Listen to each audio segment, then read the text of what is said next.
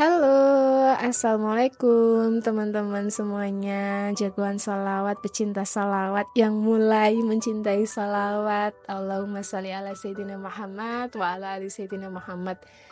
Alhamdulillah teman-teman, senang banget akhirnya ketemu di series keempat tentang bagaimana salawat akhirnya bisa mengubah hidup kita. Insya Allah ini adalah series yang terakhir ya teman-teman. Nanti kita di konten selanjutnya nanti ada pembahasan yang insya Allah masih nyambung-nyambung tapi bukan pada part yang ini ya. Nah, jadi bismillah Desi lanjutkan pembahasan tentang bagaimana sholawat itu bisa mengubah hidup kita.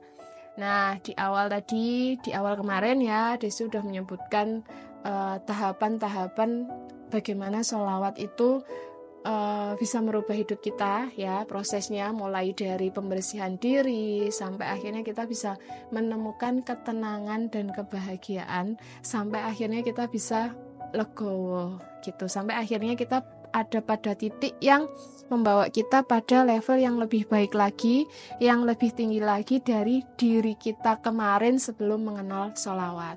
Nah, di poin yang keempat ini teman-teman, di pembahasan yang keempat ini, setelah hati kita tenang ya, setelah dibersihkan terus muncul ketenangan dalam hati. Nah, ketika sudah tenang inilah ya momen-momen inilah yang kita tunggu-tunggu teman-teman. Karena ketika hati kita tenang, ketika kita bisa legowo, ketika kita bisa ikhlas menerima semuanya, bahkan termasuk menerima diri kita. Nah, sebenarnya menerima diri kita sendiri itu jauh lebih sulit loh teman-teman daripada menerima orang lain yang masuk dalam hidup kita. Karena diri kita ini ya kadang-kadang kita tuh punya ekspektasi yang tinggi terhadap diri kita sendiri. Terus ketika ekspektasinya itu tidak tercapai, ya kita ini marah-marah sendiri terhadap diri kita sendiri gitu. Nah, ketika kita sudah tenang teman-teman, insya Allah ini adalah momen terbaik kita untuk berdoa, momen terbaik kita untuk minta sama Allah apapun itu hajatnya, apapun itu keinginannya. Insya Allah dengan kita tenang ya, kita doanya tuh lebih khusyuk, pikirannya lebih jernih lagi. Jadi akhirnya Allah itu lebih gampang gitu loh.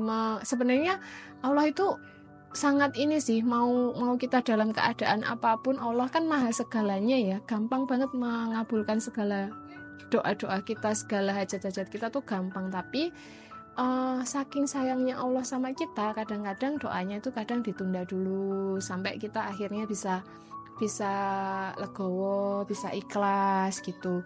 Nah, di momen ini biasanya ya teman-teman, kita tuh udah nggak kepengenan apa-apa lagi gitu. Jadi hidupnya ya tenang-tenang aja, karena ya dengan berkah sholawat itu, cahayanya Rasulullah, cahayanya sholawat itu udah masuk dalam diri kita.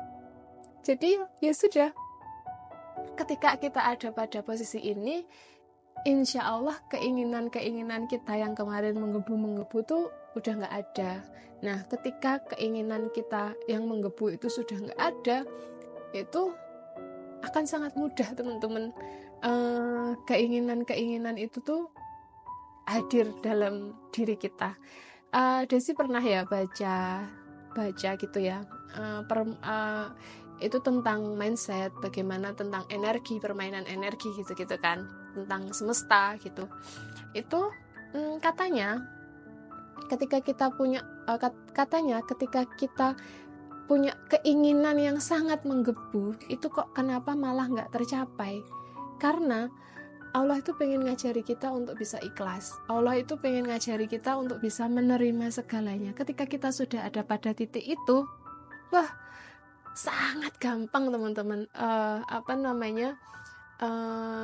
hajat-hajat kita itu dikabulkan sama Allah.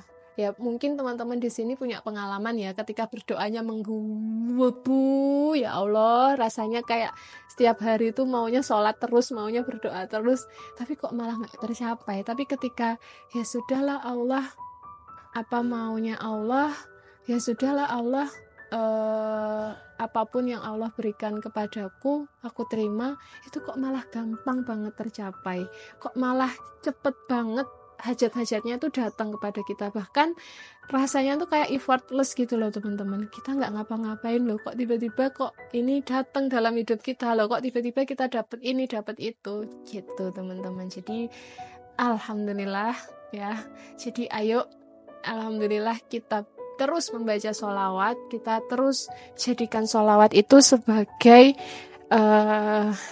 penyelamat kita, sebagai kekuatan kita. Gitu ya teman-teman, semoga bermanfaat series tentang bagaimana sholawat mengubah hidup kita. Semoga bermanfaat. Allahumma sholli ala Sayyidina Muhammad wa ala ali Sayyidina Muhammad.